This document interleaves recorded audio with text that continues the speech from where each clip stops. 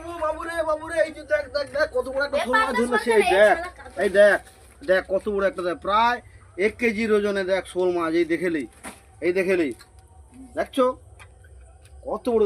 Hello guys, এই আমি একটু সন্ধ্যার সময় আমার খাল পাড়ে গিয়েছিলাম, আমার বাড়ির পাশে খালধার। তো মাছ দেখতে গিয়েছিলাম। তো এই মাছ দেখতে গিয়ে একটা মাছ শিকার করলাম। এই দেখো কত বড় শোল মাছ, প্রায় 1 কেজি ওজনের। যাই হোক, মোটামুটি খাবার জোগাড়টা হয়ে গেছে, কোনো চিন্তা নেই। এই দেখুন কত বড়, দেখুন কত বড়, দেখুন একদম কত বড় দেখো। তো এটা কিন্তু শোল মাছ। তো শোল দিয়ে কালকে ভালো ঝোল হবে। এখন তো রান্না হয়ে গেছে, এখন প্রায় 9টা বাজে। তো কাল সকালেই রান্না হবে, তো কোনো সমস্যা নেই। তো এই দেখো, এটা হচ্ছে শোল মাছ।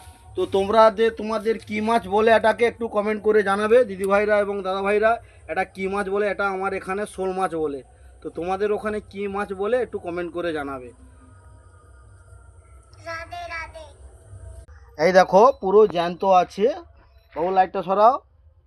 পুরো মাছটা কিন্তু জ্যান্ত মাছ। এই দেখো, তো মোটামুটি এই এই এই ত্রিশূলটা দিয়ে আমি মাছ শিকার করতে যাই। এই দেখো, এই দেখো, এই এই এই এই এই এই এই এই এই এই আবার খালে পালাবে নাকি? এই ঠিক আছে বাবু, মাছটা ঠিক আছে তো? হ্যাঁ, কালকে তাহলে একটু ঝোল খাওয়া হবে, ঠিক আছে, কোনো অসুবিধা নেই। তো এই দেখো কত বড় মাছটা, দেখো প্রায় 1 কেজি ওজনের। এটা আমাদের এখানে শোল মাছ বলে। তোমাদের কি মাছ বলে তোমরা একটু কমেন্ট করে জানাবে দিদিভাইরা, একটু কমেন্ট করে জানাবে।